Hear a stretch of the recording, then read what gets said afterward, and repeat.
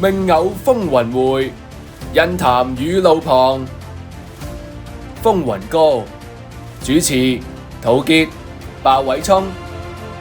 本節目只代表主持及嘉賓個人意見。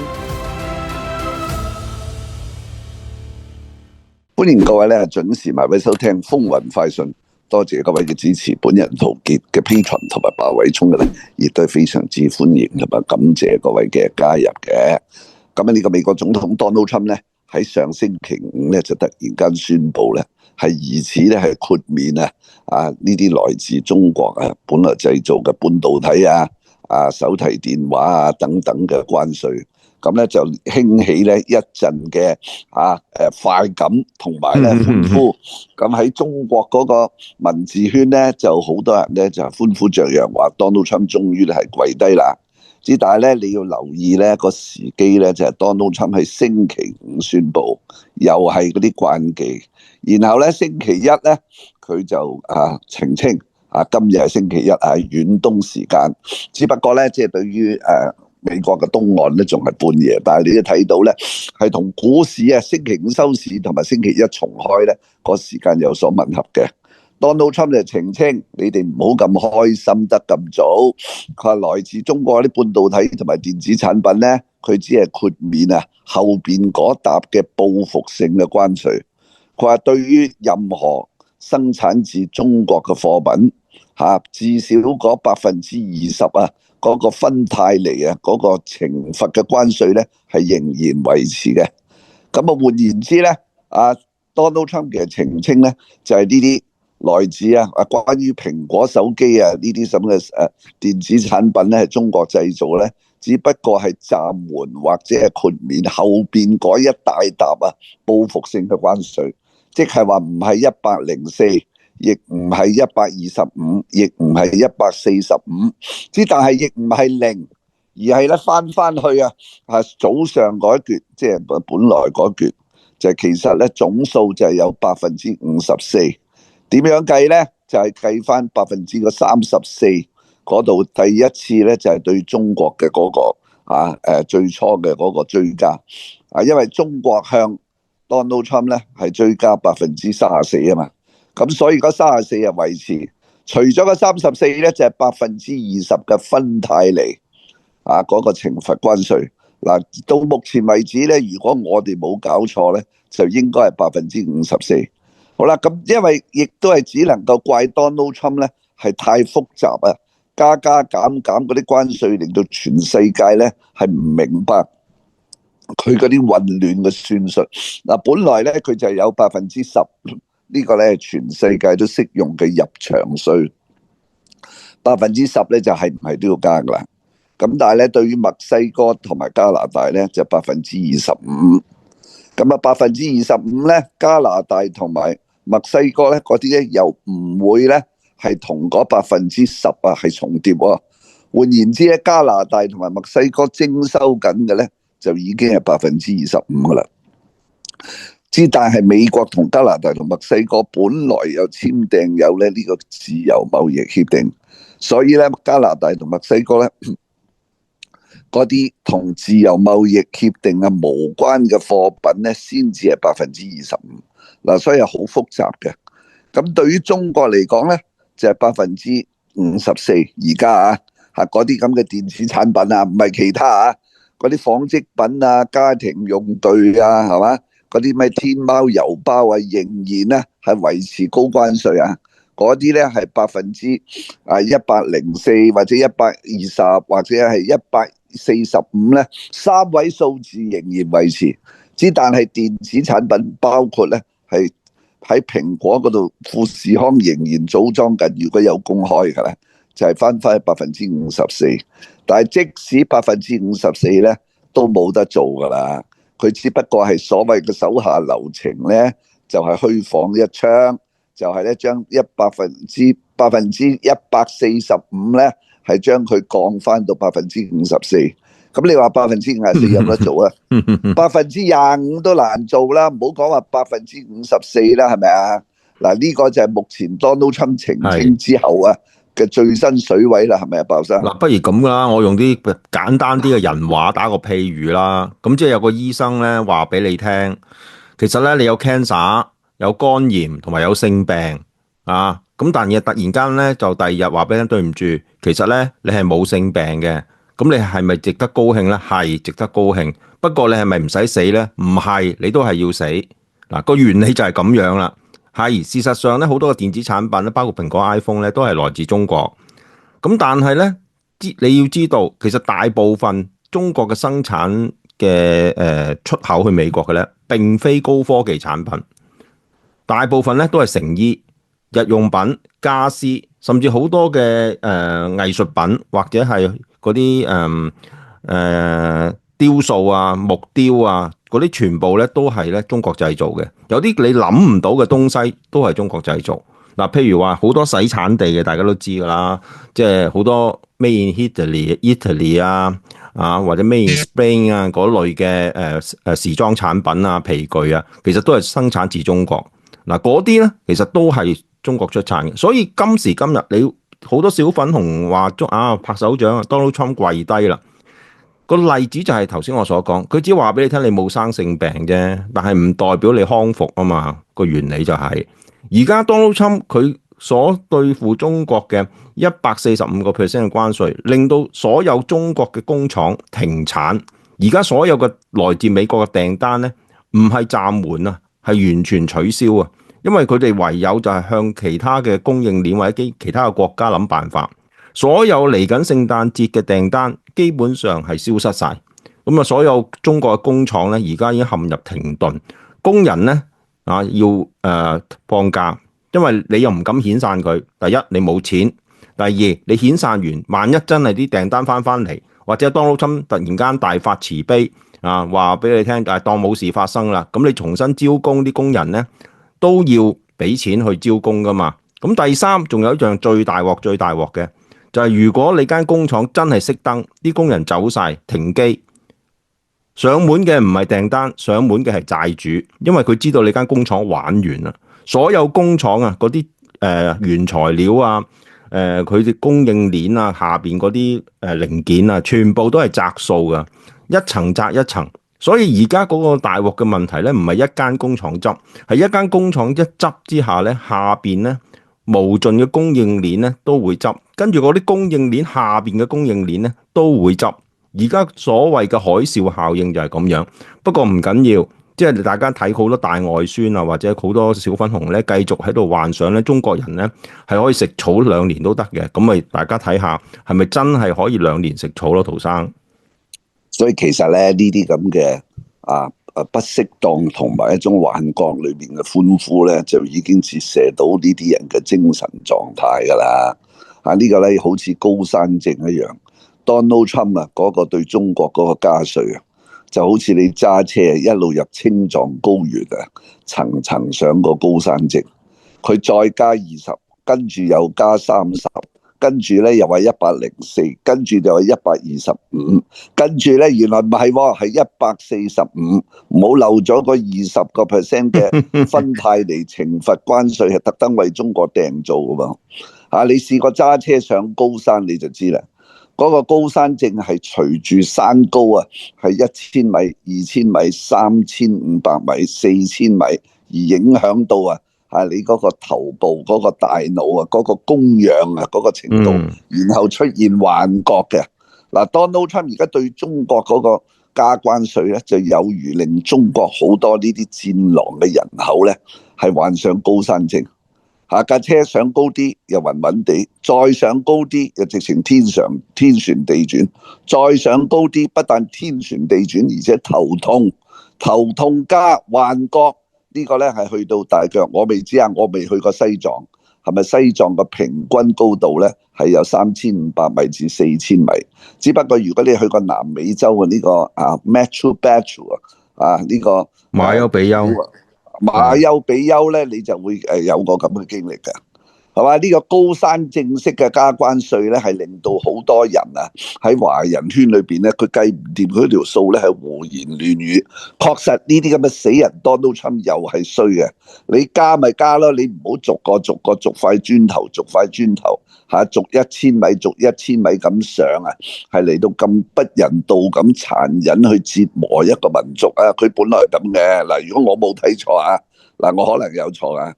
最早嘅咧就係4月5號，4月5號嘅咧佢就宣布全世界委嘅入場費啊，就算你同我無冤無仇，就算喺南極嘅唔知邊個冇人島係冇人，只係得企鵝嗰個島都係要10%嘅入場稅嘅，呢個冇得傾啊，冇得走啊，係嘛？啊無冤無仇呢個10%呢個咧冇得走。好啦，然後針對個別國家。嗱，呢個墨西哥同埋加拿大係嘛，就係咧25%。好啦，但係25%係咪即係對於加拿大、墨西哥又加翻嗰10%咧，就變咗35咧？原來又唔係喎，係因為10%咧係 minimum 喎。如果你嘅 minimum 對於加拿大同埋墨西哥已經係25咧，咁嗰10咧就唔需要計啦，唔需要墊底啦，明唔明啊？咁所以我哋先研究第一層苦主先。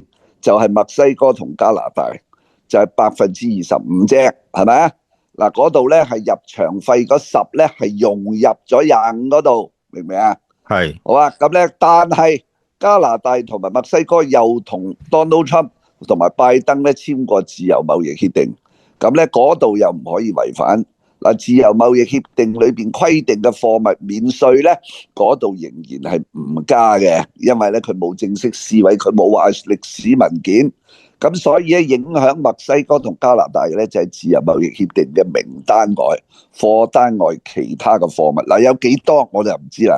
嗱，呢啲要慢慢去研究啊。嗱，呢個好啦，你擺低墨西哥同埋呢個加拿大係咪？咁然後咧？就佢再公布咗對差唔多90個國家不同嘅關稅啦，有啲咧就10啦，係嘛？即係10嘅話，其實即係完全咧係冇搞你噶啦，係位都係10噶啦。有啲咧就25啦，係嘛？呢個有啲咧就46啦，係咪啊？啱唔啱啊？嗱，呢個咧係第一次嗰個貨單啊嘛。好啦，然後咧就針對中國啦，係咪？咁由於對中國咧，佢係另外咧係加咗34%。嗱，先睇下嗱，34啊，34係針對中國，另外針對中國咧又另外醒多20%，嗰個係芬太尼嘅懲罰稅。呢20%咧就係其他國家就算10冤9仇，加拿大、墨西哥咧都無權享受嘅，即係話對於中國嚟講咧，呢兩嚿先就係20%同埋34%，就係咧得出嚟嘅54。咁咧，對於中國嚟講咧，個入場費嗰10%咧就豁免啦，因為融入咗嗰54%裏邊，係咪？係。嗱，呢個咧就係對中國嘅第一階段，係咪？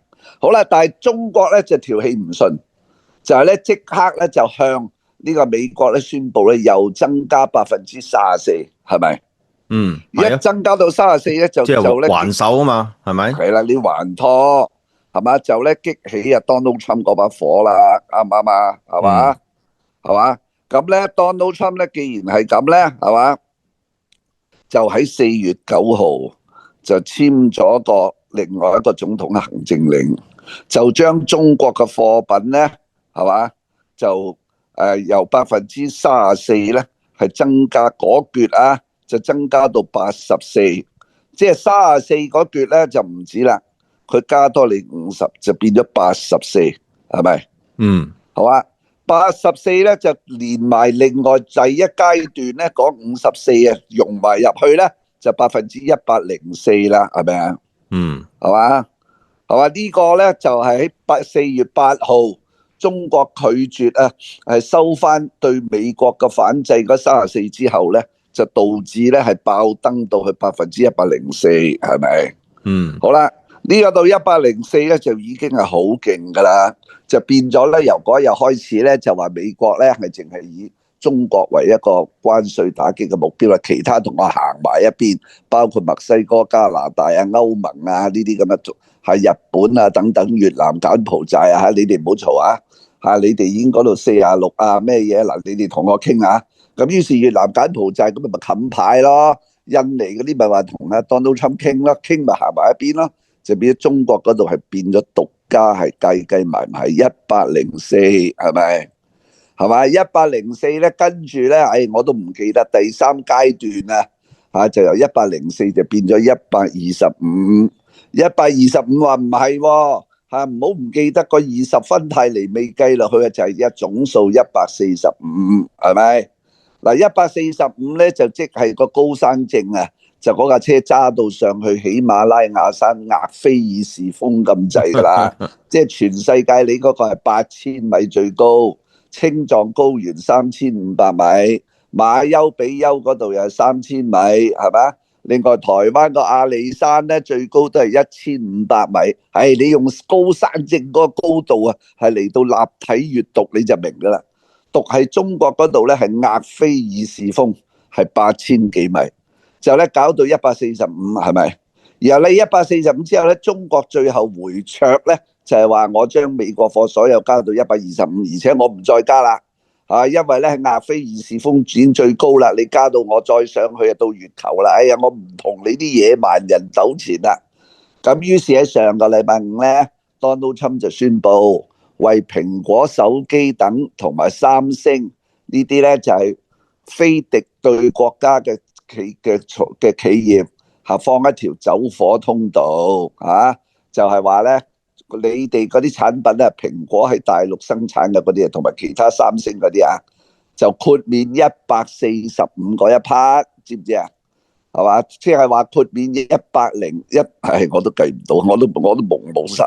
即係豁免104嗰 part， 亦係由額菲爾士峰落翻嚟，一級級落翻嚟，但係一路到54嗰 part 就止步，即係話蘋果手機半導體係嘛，其他嗰啲咩嗰啲咁嘅電子產品咧，就仍到現時係維持咧係54%，54都冇得賺啦，54好簡單啫，就34加20，咪就係54咯。呢一紮54，但係已經難做啦，已經係50%啦，裏邊嘅利潤減少咗好多啦。即使係54咧，有心人計算啊，就已經令蘋果出產嘅手機喺美國係而家嗰個售價雖然冇當初估計3500蚊美金咧係咁用，就已經咧係超過1700蚊啦。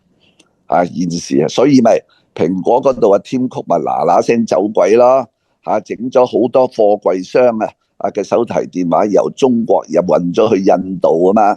嗱呢個咧你不排除係Tim Cook呢個蘋果嘅 CEO 咧私底下係同Donald Trump有交情又好，擦佢鞋又好，我又又骨擺又好，話你放我條生路。嗱，我已經應承咗喺你嗰度設廠咧，價值5000億噶啦。嗱，當然咧，Tim Cook蘋果呢個老闆咧，亦都係氹Donald Trump 嘅。嗰5000億美金價值嘅設廠咧，喺嗰度話將成條蘋果嘅生產線搬翻嚟美國咧，我哋一早已經講過係不實際嘅。真係你個5000億，第一我5000億你分階段幾時嗰啲錢到你要設廠，你好似台積電喺亞利桑那州咁，你要巡視全美國50州，好多個州，個個州政府都喺度拉客，你嚟我呢度啦，嚟呢度啦，Montana 又話嚟呢度啦，Idaho 又話嚟呢度啦，Oregon 又話嚟呢度啦，你淨係各個地方飛嚟飛去揾土地已經唔止半年啦，跟住之後係咪土地平整啦，跟住再建廠啦，跟住就招募工人啦，係咪？就算 Donald Trump 你做終身總統你今年79歲，到你89嗰個廠都未起好啦。呢5000億係用嚟招呼或者用嚟氹 Donald Trump 嘅，係咪？但係點都好，Donald Trump 又或者知或者唔知，既然係咁啦，你認咗頭5000億於是算啦，嗰145咧就上邊嗰沓脂肪咧係與你無關啦。你唔使上去額菲爾士峰喜馬拉雅山啦，唔該你落翻去馬丘比丘啦，咪就係咁咯，係咪啊？呢個不存在話將佢嗰啲蘋果手機同埋電子產品中國製造嘅關稅係變做0啊，冇咁嘅事啊。何況 Donald Trump 亦都話，佢話指呢堆產品咧，佢另外仲要係開一條叫國家安全評議嘅通道啊，即係話另外再加。換言之，你哋唔使燒炮仗住，就算而家唔喐咧，都係54。隨時咧，我做咗另外呢堆做咗國家安全啊嘅評估之後咧，54又變80，又或者又變呢個64都唔定。當然理論上可能54有減翻到34都唔定，係咪啦？呢個咧，但係呢個機會就好低啦。嗱，所以呢個就係目前為止所知道嘅事實啊。係啊，我唔敢講話真衰，因為 Donald Trump 可能過得2日又變㗎啦。呢分鐘應該就係咁啦，就係54。對於中國生產嘅蘋果手機同埋其他電子半導體產品，就唔係145。咁即係話一個零頭再多啲，咁有乜嘢值得開心呢？係值得開香檳呢？我唔明啊！你覺得開心嗰種歡樂係唔係高山症產生嘅幻覺呢？係咪？咁由佢哋開心一陣啦，陶生。嗱，因為咧，中國方嘅商務部咧喺週末就話，因為美國咧嘅關稅咧已經加到125啦，其實145啊。佢話如果佢哋再繼續加上去咧，中方就唔會再作回應。點解？係因為咧，而家嘅125咧，其實已經係美方唔能夠去即係負擔嘅一個關稅，即係中方而家佢哋還擊嘅125啊，所以再加咧，其實已經冇意義。嗱，呢個回應好好笑。如果冇意義嘅，咁其實你何必要報復性關稅要加34或者50咧？係當初咁而家加到125還擊。咁但係如果美國方面再加嘅時候，咁你就唔作回應啊？咁應該係大家賭呢個 show hand 啊，話事啤啊，對方出幾多籌碼，你係要跟噶嘛，係嘛？你一係 all in，all in 到就係你話俾佢反大佢啊，佢落125，你咪落150或甚至200咯。嗱，你留意喎，我唔知啲人高興啲乜嘢喎，啲親中小粉紅，你一直以嚟中國方面啊。除咗話呢啲關稅係會轉嫁俾消費者，攞石頭剝自己隻腳，咁而家佢哋自己已經剝緊自己中國人隻腳，呢個已經唔再討論啦。但係一路以嚟咧，你都係跟美國嗰個注碼嘅啫。佢話加34，你話還34；佢話加50，你又唔還50。而家125，你125，你從來冇反大佢嘅。啊，點解你唔會反大佢嘅咧？嗱，有冇人諗過呢個問題咧？咁所以好奇怪，我唔明啲中國人或者外國小粉紅佢高興啲乜嘢？仲有一點，其實中國而家嗰個製造業同埋生產，大家都知道內捲得好犀利，因為咧產能過剩，同埋咧其實喺未頒布呢一系列嘅關稅政策之前咧，歐盟同埋美國已經收緊咗好多嘅出口限制，咁所以中國其實已經進入咗咧外銷呢個出口轉內銷嘅一個階段，好多嘅工廠嗰個利潤咧係跌到1% 以下，仲要繼續做。點解？一係因為頭先所講，佢個生產機器唔停得，工人唔遣散得，同埋唔可以俾下游或者其他嘅供應商知道佢哋唔掂，所以係減粗嚟做。所以其實而家佢哋梗能夠去支持佢哋嘅生意同埋出糧咧，就係靠點點嘅外需，即係話出口去歐美嘅市場。而家如果 Donald Trump 咁樣去加關稅咧，佢係連僅餘嘅生命線咧都會冇埋，因為內需咧係根本消化唔到中國人嘅產能。呢個我哋講過上個2個禮拜，冇辦法嘅，呢個係民族性同埋文化，因為美國人咧實在太浪費，佢哋可以一年咧換好多對波鞋，可以着好多件衫，買好多無謂聖誕嘅裝飾，佢哋可以買好多天喵裏邊嗰啲咁嘅 gadgets， 唔知乜嘢嚟嘅。但係中國人唔會咁樣生活嘅，所以你原先生產量或者你嗰個過度嘅產能咧，你冇辦法賣翻俾中國人嘅，因為中國人嘅消費模式唔係咁樣嘅啊。呢個就係而家出現嘅問題，但係冇人面對，所有人淨係用一句就話中國人咧係一定會奉陪到底，2年食草都得。但係佢唔知道，其實如果以中國嘅而家舉國嘅生產力同埋咁多嘅產能，淨係積存嘅貨啊，我咁講啊，真係10年中國人咧都用唔晒。咁你點能夠轉內需咧？咁你生產咗個貨去攞嚟做乜嘢咧？輸送去邊度咧？呢個咧就冇人去面對呢個問題咯，陶生。所以 Donald Trump 咧對中國冇變嘅咧就係嗰20個芬太尼，同埋咧個34嗰個咧懲罰性。至於54以上嘅你來我往嘅報復咧，就只係對於三星同埋蘋果喺中國製造嘅嗰啲自己有嘅大牌子咧，就暫時整條咧叫做逃生門嘅走火通道。咁佢話喺度研究緊。嗱，當然啦，即係真正係值得中國人係歡呼嘅咧，反而係長遠。正如我哋一早講過，你將成條蘋果嘅生產線搬去美國咧，我覺得技術上係不可能。第一就係美國人咧肥屍大隻，佢冇可能好似富士康嗰種咧係奴隸式嘅密集生產，係咪啊？因為咧你唔好喺度開心啦。你其實越開心咧，係越係侮辱緊你自己嘅民族啊！因為咧，無論美國英國德國乃至到冰島挪威呢啲國家嘅人權同埋個勞工最低嘅權益咧，已經經過19世紀係成個西方嘅民主自由人權嘅進展咧，人哋浪到個高位即係嗰度嘅勞工咧，已經係去奴隸化。你要將嗰啲人咧，好似秦始皇建築萬里長城，100萬勞工係用條皮鞭咧趕住佢哋做奴隸，佢哋做唔到，佢真係做唔到。當然而家中國富士康、郭台銘唔等於佢係秦始皇嗰啲人咧，由鄉村入嚟鄭州個富士康工廠業，冇人揾把槍指住你，呢個係分別。但係唔好唔記得，中國前總理已經死咗嗰個李克強話，6億人平均收入係1000蚊人民幣。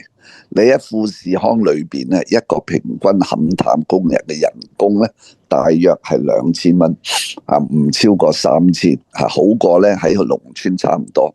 咁你係咪由1000到2000嗰度咪加薪100%，咪好多人咪自動湧去咯？但係2000又好，2500又好，都追唔到現時中國艱辛嘅生活環境噶嘛，係咪啊？咁你咪要喺裏邊住宿舍咯，裏邊住宿舍3餐都喺裏邊食咯，咁而又同一座監獄集中營係冇分別嘅。嗱，唔止係富士康，陶生，其實有數據，根據 BBC 中文嘅其中一個報導咧，喺2025年4月係最新嘅。佢話而家中國嘅企業咧，唔好講富士康就係講而家最風行、最平、產量最多嘅汽車行業，特別係電能車行業。喺2024年，奇瑞汽車就曝光呢啲員工一個月裏邊加班120小時，即係除一除，當星期6日都計埋，即係每日加班4小時。如果正常佢哋翻工8個鐘，即係要做足12個鐘。咁樣我當你完全冇假放，都要日日翻12個鐘。咁呢個情況咧，照計咧係違反中國嘅勞動法嘅，因為根據勞動法咧，係每日工作時間唔超過8個鐘，而每個星期加班唔超過44。咁但係喺996呢個説法，即係呢個咁嘅術語就係朝9晚9，跟住一個禮拜做6日呢個情況之下咧，其實係違反勞動法嘅。不過好多嘅呢啲汽車嘅企業咧，係依然用呢種生產方式，而員工係冇得選擇嘅，甚至係強制加班嘅。因為咧，你如果唔加班咧，你有好多嘅後果。咁呢啲咁嘅生產嘅方式或者咁樣加班嘅方法，先至造成咧嗰啲電能車點解可以壓到咁平，又或者點解可以生產咁多？呢啲咧就係中國嗰個生產模式喺美國係絕對做唔到嘅，因為有工會啦，有法律大家要跟啦，同埋如果你強制加班之後咧，可能會牽涉到法律訴訟啦。喺中國嚟講，呢啲係全部係一紙空文，全部咧都係違反法律式咁樣去做。咁而特別係佢哋嗰個生產嘅模式咧，係今年已經係做定下年嘅貨，因為佢哋預期嗰個中國嗰個生產嗰個需求咧係會幾何式咁樣增加啦，同埋佢哋希望咧用傾銷嘅方法咧去補貼令到嗰個市場咧可以即係俾中國嘅汽車去佔有晒。呢啲種種嘅情況咧就會出現咗只要如果歐洲而家同美國關稅一增加嘅時候，呢啲過度生產嘅汽車就會積累咗喺中國嘅大陸嘅碼頭啦、港口啦，係出唔到口嘅。咁呢啲能唔能夠可以轉內銷咧？咁啊，中國人可唔可以買咁多嘅電能車咧？嗱，呢啲咧就大家心知肚明。所以其實而家我哋都講過啦，Donald Trump 係行俠仗義嘅，真係俾中國人呢個機會，你唔使加班，你可以咧一個月咧，應該咁講，一個禮拜裏邊咧只係加班呢幾個鐘，咁跟住咧留翻啲時間咧，你可以休息或者係去享受你嘅閒暇。但係呢個係偏偏咧中國共產黨最唔想發生嘅事，因為點解？因為一個人有閒暇嘅時候咧，會點咧？佢就會諗嘢，佢就會想享受生活，佢就會咧思考，甚至咧佢會咧去不滿啊！但係人咧，如果係不停勞動嘅時候，你只會想咩咧？瞓覺同埋食嘢。嗱，呢個我經歷過，我自己撈編劇嘅時候咧就係咁啦。喺呢個地獄式嘅工作嘅環境裏邊，我唔會再諗究竟咧好多嘅人生問題啦，甚至咧嗰個究竟嗰個將來啦，我只係諗一啲身體上最基本嘅需求，就係我希望瞓覺啫，同埋咧希望食嘢食得飽。咁呢個咁嘅生產模式咧，就係中國而家10幾20年入咗世貿之後，一種將人民當成呢個奴隸式嘅工作，令到佢哋只能夠要求本能嘅滿足，而唔會要求思想上嘅滿足。更進一步嘅就希望佢哋代代如此喺工廠裏邊，因為根據 BBC 嘅報導咧，啲工人一個月加班120小時，每個日工作8小時，咁樣嘅加班方法咧，一個月都係4000零蚊人民幣人工嘅啫。嗱，算多噶啦嚇，喺咁嘅工廠裏邊，因為呢啲2000幾好多啦，好多噶啦。但係你係付出咩咧？你係付出人生嘅所有，因為你除咗瞓覺、去廁所之外，食飯咧，你係冇其他嘅閒暇。但係呢個就係正正共產黨最希望嘅管治嘅方法。嗰啲歡呼緊話中國贏嗰啲咧，嗰啲中國人咧，佢哋冇諗到呢啲咧係慘遭三星或者蘋果殘酷剝削緊嘅咧嘅對象啊，嗰啲受害人都係你哋聲稱血濃於水嘅中國同胞嚟嘅呢班人咧係永世冇得升級㗎，佢哋唔係60年代早期穿緊膠花個李嘉誠。穿下咧就可以咧穿到上樓，同埋咧就係穿到做地產。佢哋冇可能，佢永世不得超生㗎。4000幾就係4000幾啊！當佢哋嘅人工要到達8000幾嘅時候蘋果廠同埋富士康就走啦，就唔理佢哋㗎啦。佢哋要翻鄉下耕田㗎啦。嗰陣時中國仲有乜嘢產業去取代，令到佢哋可以由2000幾到4000到8000。8000到10000幾咧，到嗰陣時，你中國已經唔係一個勞工成本低嘅大國啦嘛，你唔係血汗工廠啦嘛，咁呢啲係為之叫產業升級啊嘛，你咁大個國家13億人，你要追過美國咧，你就要好似美國咁，到嗰個階段咧，你要開放創意。你要開放發明啊嘛，但係呢個創意同發明都係你呢個國家冇噶嘛，唔好講話300年來你發明過冇嘢發明過，就係你而家呢個狀態咧係叫做專制管治，就係咧你個教育制度同埋個政治制度就係窒息發明同埋創意嘅，係咪？所以你有咩值得開心咧？我唔係好明。你咁樣長久落去，你身為中國人，你睇到你自己嗰啲骨肉同胞好似入去舒特拉的名單嗰種集中營，係做一世，你覺得開心咧？你唔好講話你唔咁樣，你唔係中國人，你連人都唔係啦。嗱，我又打個譬如即係好簡單，陶生，即係如果你見到動物園有個動物園執笠，冇人去幫襯，其實我係開心嘅，因為啲動物唔需要再擺喺動物園裏邊咁樣去圈養，同埋咧。佢哋咧就冇自由，甚至佢哋可能背後嘅產業鏈就係嗰啲捉野生動物或者嗰啲作商業繁殖嗰啲生意咧會少咗，令到佢哋咧冇公開。其實係件好事嚟嘅喎。動物園執笠你唔使喊㗎，你做乜要喊？你應該高興㗎嘛，係咪啊？即係呢個乜？佢連物傷其類嘅本能都冇咗唔知呢啲或者好多人都覺得仍然係值得開心啦，係嘛？只不過咧，你話美國係唔係話冇內出血咧？當然亦都唔係，係嘛？咁因為咧，你呢個咧就累到咧，即係美國好多華爾街嗰啲急功近利，佢梗係 don't give a damn 啊，包你中國嗰啲血汗工廠死定唔死啦？嗰啲華爾街投行嘅投資者咧，就望住三範啫，就係第一美金匯率，第二係國債市場，第三就係股票市場。如果股票嗰度冧，好多啲國際嘅資金咧就要揾其他嘅避風港，其他嘅避風港唔通啊攞啲錢走嚟香港啊，係買天比高同埋買樓咩？佢嚟香港買貨你就燒炮仗咧，佢咪喺美國揾翻國債咯，係嘛？佢唔會走嚟香港嗰度買恒指噶嘛。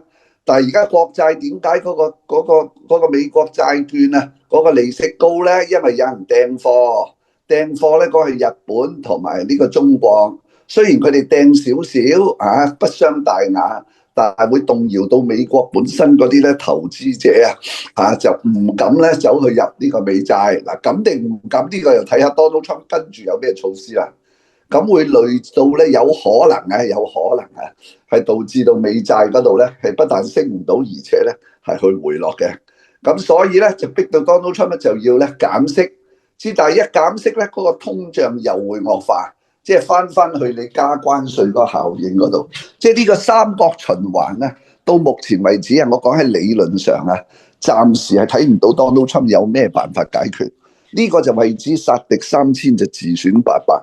但係喺佢諗緊辦法解決呢個三角嘅危機嘅時候咧，你已經嗰啲廠日咧就已經係丟空，同埋嗰啲貨係堆積如山啦。而家換言之，咪睇下邊個冧得快，邊個咧係最先倒下咯，就係咁簡單啫。所以呢個54%咧係由 Donald Trump 自己咧係解翻出嚟，唔係145所以黃恩大赦就跌翻去154。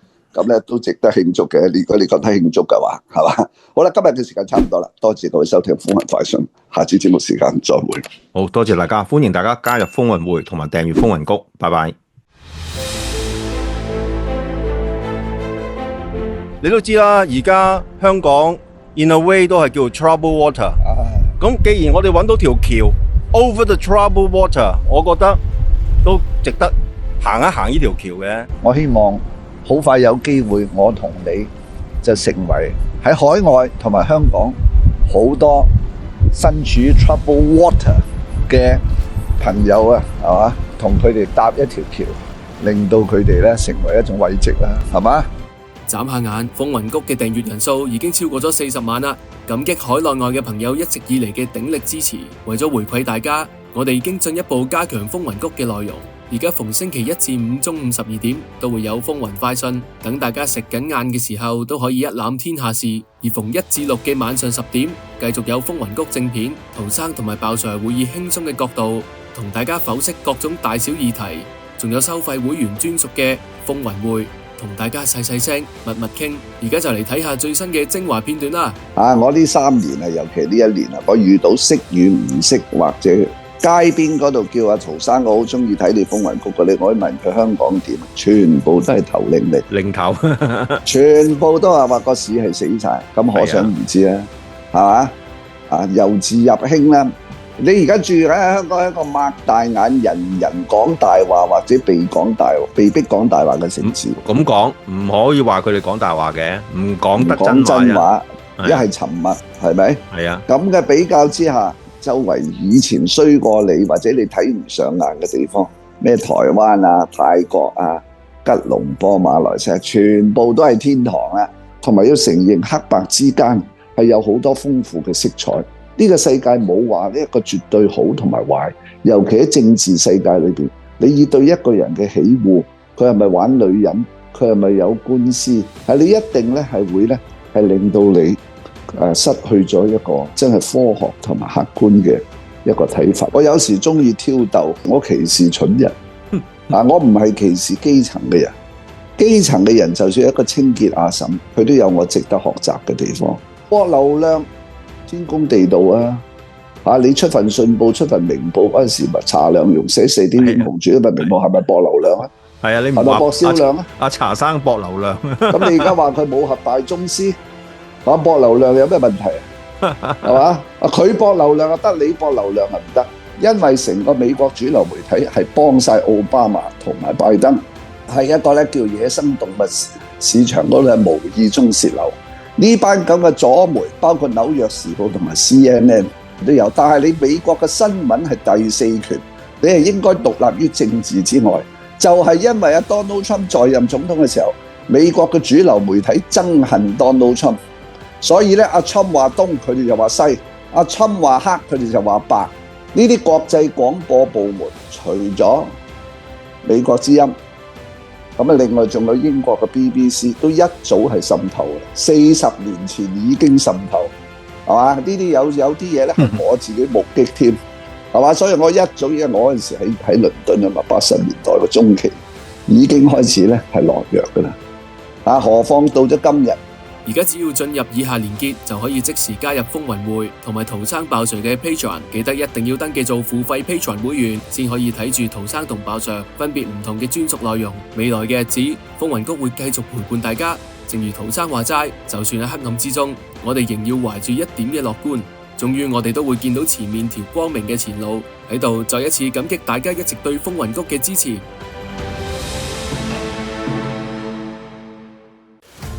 世事多變，笑看風雲。